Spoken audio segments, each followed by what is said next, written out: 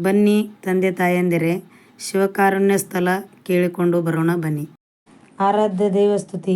ಗೌರಿ ತನಯ ಗಣನಾಯಕನೇ, ಗೌರಿ ತನಯ ಗಣನಾಯಕನೇ, ಕರುಣಿಸು ಮತಿವರದಾಯಕನೇ, ಶರಣು ಸುಜನ ಸಕಲಮರ ಪೂಜಿತನೇ, ಪೊರೆಯ ಹರಪ್ರಿಯ ಗಿರಿಜೆಯ ಸುತನೇ, ಸರ್ವ ವಿದ್ಯಾ ಸಕಲಾರ್ಥ ಸುಮತಿಯುತ, ನಿರ್ವಿಘ್ನ ನಿಜಗುಣ ಗಜಮುಖನೇ, ಮುಜಗ ವಂದಿತ ಮುನಿಜನ ಸೇವಿತ, ಸನುಮತ ದಿಂದೆ ನಗನುಪಮ ಸುಖವನೇ, ಸತ್ಯಜ್ಞಾನ ಘನ ನಿತ್ಯಾನಂದ ದೇಳಿ, ಮುತ್ತು ಗುಣಮಣಿ ಹಾರನೆ, ಭೃತ್ಯನಾಗಿ ನಾ ಬೇಡಿ ಕೊಂಬುವೆ, ಭಕ್ತಿ ಜ್ಞಾನ ಘನದಾಗರನೆ, ಪರಮ ನಿರಂಜನ ಗುರು ವಿಶ್ವಾರಾಧ್ಯರ ಕರುಣ ಕುವರ ಕರಿವದನನೆ, ನಿರುತದಿ ನಿಮ್ಮಯ ಚರಣವ ನಂಬಿದೆ, ಬರದಿ ನೀ ಕರುಣಿಸು ಸ್ಥಿರಮುಕ್ತಿ ಸುಖವನೇ.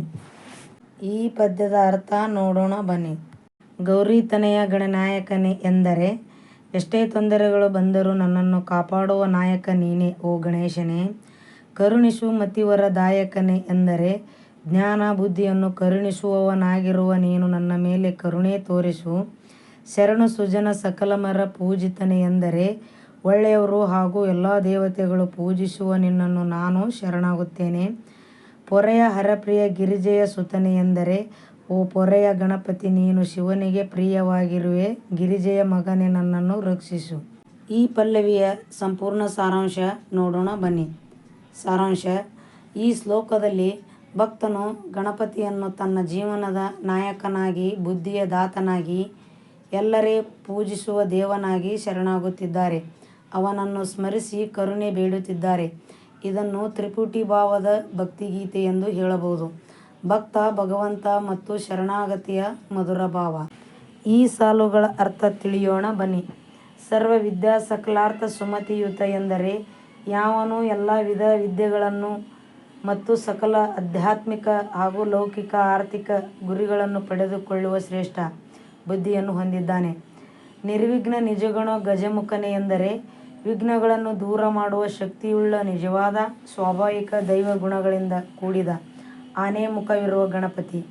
ಮುಜಗ ವಂದಿತ ಮುನಿಜನ ಸೇವಿತ ಎಂದರೆ, ನಾಗಗಳು, ಮುಜಗ ನಾಗ ದೇವತೆಗಳು ವಂದಿಸುತ್ತಿರುವರು ಹಾಗೂ ಮಹಾಮುನಿಗಳು ಪೂಜೆ ಸಲ್ಲಿಸುತ್ತಿರುವ ದೇವರು.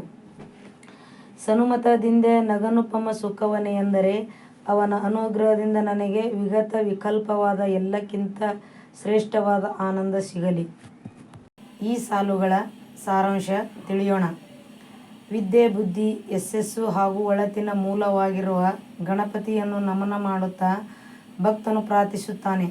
ಹೇ ಗಣಪತಿ, ನೀನು ಎಲ್ಲರಿಗೂ ವಿದ್ಯೆ ನೀಡುವವನಾಗಿದ್ದಿ, ಬುದ್ಧಿಯ ತಾರೆ, ಸತ್ಸಂಗದ ಆದರ್ಶ. ನೀನು ವಿಘ್ನಗಳನ್ನೆಲ್ಲ ತಡೆದು ನಮ್ಮನ್ನು ಸುಲಭವಾಗಿ ಶ್ರೇಯ ಸತ್ಕತಿಗೆ ಕರೆದೊಯ್ಯುವನು. ಮಹಾಮುನಿಗಳು ನಿನ್ನನ್ನು ಪೂಜಿಸುತ್ತಾರೆ, ದೇವತೆಗಳು ನಿನ್ನ ಮುಂದೆ ನಮನ ಮಾಡುತ್ತವೆ. ನಿನ್ನ ಅನುಗ್ರಹದಿಂದ ನನ್ನ ಜೀವನದಲ್ಲಿ ತೃಪ್ತಿ, ಸಮಾಧಾನ ಮತ್ತು ಸುಖ ಎದ್ದೇಳಲಿ. ಈ ಸಾಲುಗಳ ಅರ್ಥ ತಿಳಿಯೋಣ ಬನ್ನಿ. ಸತ್ಯ ಜ್ಞಾನ ಘನ ನಿತ್ಯಾನಂದ ದೇಳಿ, ಮುತ್ತು ಗುಣಮಣಿ ಹಾರನೆ ಎಂದರೆ, ನೀನು ಸತ್ಯದ ಪ್ರತಿರೂಪ, ಜ್ಞಾನದಿಂದ ತುಂಬಿರುವವನು, ಶಾಶ್ವತ ಆನಂದದಿಂದ ಕೂಡಿರುವವನು ಆಗಿದ್ದೆ. ಅಂತಹ ನಿನ್ನ ಪ್ರಭಾವದ ನಡುವಿನಲ್ಲಿ ನೀನು ಮುತ್ತುಗಳು ಮತ್ತು ಗುಣಮಣಿಗಳಿಂದ ಕೂಡಿದ ಹಾರದಂತೆ ಒಳಕು ಹೊಳೆಯುವವನಾಗಿದ್ದೀಯೆ. ಭೃತ್ಯನಾಗಿ ನಾ ಬೇಡಿ ಕೊಂಬುವೆ, ಭಕ್ತಿ ಜ್ಞಾನ ಘನದಾಗರನೆ ಎಂದರೆ, ನಾನು ನಿನ್ನ ದಾಸನಾಗಿ, ನಿನ್ನ ಹತ್ತಿರದವನಾಗಿ ನನ್ನ ಪ್ರಾರ್ಥನೆಯನ್ನು ಇಟ್ಟಿದ್ದೇನೆ. ಹೇ ಭಕ್ತಿ ಮತ್ತು ಜ್ಞಾನದಿಂದ ತುಂಬಿರುವ ದೇವಾ, ನಿನ್ನ ಸನ್ನಿಧಿಯಲ್ಲಿ ನನ್ನನ್ನು ಸೇರಿಸು. ಈ ಸಾಲುಗಳ ಸಾರಾಂಶ ನೋಡೋಣ ಬನ್ನಿ. ಈ ವಚನದಲ್ಲಿ ಶರಣನು ಶಿವನನ್ನು ಒಂದು ಆಳವಾದ ತತ್ವ ಸ್ವರೂಪ ಎಂದು ನೋಡುವನು. ಆತನು ಸತ್ಯ, ಜ್ಞಾನ, ಆನಂದದ ಮೂರ್ತಿಯೇ ಆಗಿದ್ದಾನೆ.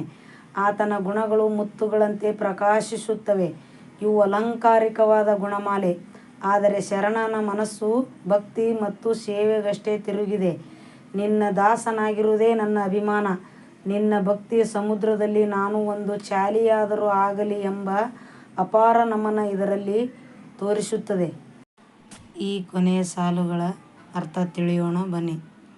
ಪರಮ ನಿರಂಜನ ಗುರು ವಿಶ್ವಾರಾಧ್ಯರ ಎಂದರೆ, ಇಂದ್ರಿಯಗಳ ಮಾಯೆ ಬಂಧನಗಳ ಲೆಕ್ಕವಿಲ್ಲದ ಸಂಪೂರ್ಣ ಶುದ್ಧ ಬೋಧಾತ್ಮಕ ತಪಸ್ವಿ ರೂಪದ ಗುರು ವಿಶ್ವಾರಾಧ್ಯರನ್ನು ನಾನು ಧ್ಯಾನಿಸುತ್ತೇನೆ. ಅವರು ಪಾಪದ ಬಣ್ಣವನ್ನು ತಟ್ಟದವರು, ಕರುಣಕುವರ ಕರಿವದನನೆ ಎಂದರೆ ಅವರ ಮುಖವೇ ಕರುಣೆಯ ಮೂರ್ತಿ. ಕೋಪವಿಲ್ಲ, ವಿಚಲಿತವಿಲ್ಲ, ಕೇವಲ ಕರುಣೆ. ಶರಣರ ಕಡೆ ತಿರುಗಿದರೆ ಮಾತ್ರ ಸಾಕು, ಅದೆಲ್ಲ ಕಷ್ಟಗಳ ಪರಿಹಾರ. ನಿರುತ್ತದೆ ನಿಮ್ಮಯ ಚರಣವ ನಂಬಿದೆ ಎಂದರೆ ಈ ಸಂಸಾರದ ಓಟ, ಕೂಟ, ಅಶಾಂತಿ, ನೋವುಗಳಿಂದ ಪಾರಾಗಲು ನಾನು ಆಶ್ರಯ ಮಾಡಿಕೊಂಡಿದ್ದೇನೆ. ನಿನ್ನ ಪಾದಗಳಿಗೆ ನನ್ನ ನಂಬಿಕೆಯೇ ಗುರಿ. ನೀನೇ ಬರದಿ ನೀ ಕರುಣಿಸು ಸ್ಥಿರಮುಕ್ತಿ ಸುಖವನೇ ಎಂದರೆ ನನ್ನನ್ನು ಆರಿಸಿ ಕರುಣೆ ತೋರಿಸು ಸ್ವಾಮಿ.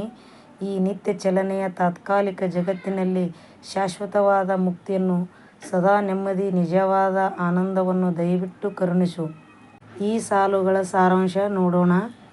ಹೇ ಪರಮ ಶುದ್ಧ ಗುರುವಿನ ರೂಪದಲ್ಲಿ ವಾಸ ಮಾಡುವ ದೇವ, ನೀನು ಕರುಣೆಯಿಂದ ತುಂಬಿದವನಾಗಿದ್ದೀಯೆ.